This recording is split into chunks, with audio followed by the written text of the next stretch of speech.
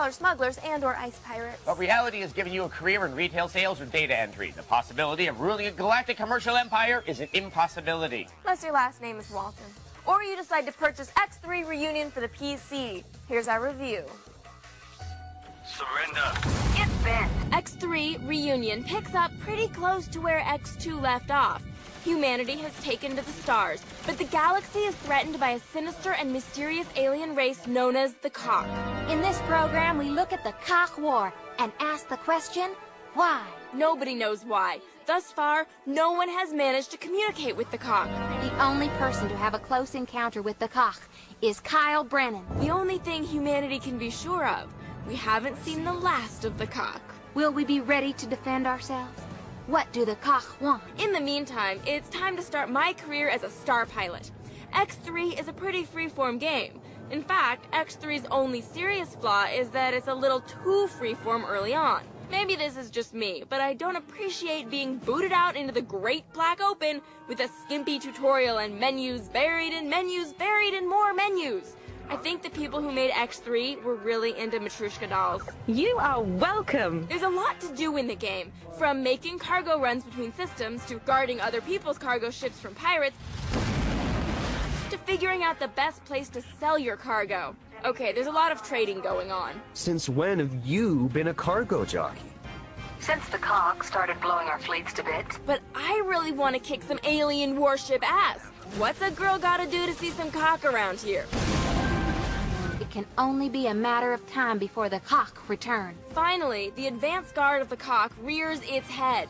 This is a scout Kha'ak. Kinda small, and too bad there's only one, but you have to start somewhere.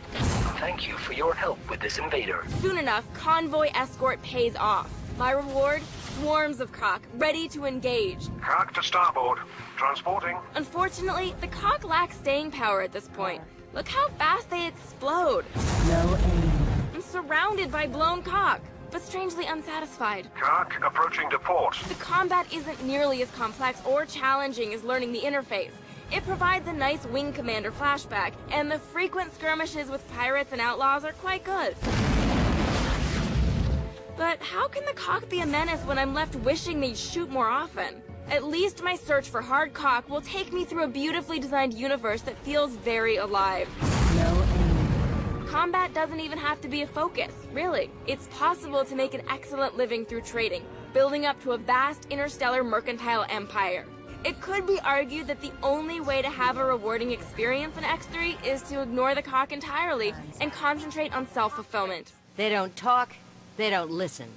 They aren't interested in dialogue. If you can hack your way through the tutorial-free interface, there's a huge sandbox to play in as you conquer a living, breathing galaxy and set your own spacefaring goals. A 4 out of 5, despite the slightly obnoxious beginning and underwhelming Kha'ak. We must find and we must destroy the Kha'ak wherever they may be found. On a more serious note, X-Play has received word that an alien invasion is in progress in San Francisco. X-Play correspondent Sledge Ryder is on the scene via cell phone. Now, Sledge, can you hear us? Yes, Adam, I can hear you. I'm standing near a port of San Francisco where the first thrust of the Kha'ak invasion of Earth is being felt, full force. Just now, a merchant ship took a savage assault from a raging Kha'ak, penetrating the vessel and sending seamen flying everywhere. The loss of life, devastating, and very, very messy. Now, do the authorities have a plan for counterattack? The local authorities are quite organized. As you can tell, this isn't the first time San Francisco has seen Kha'ak action, but we're being told we need to move on now. The area has been compromised. I'll have to check in with you later when we put some distance between us and the Kha'ak.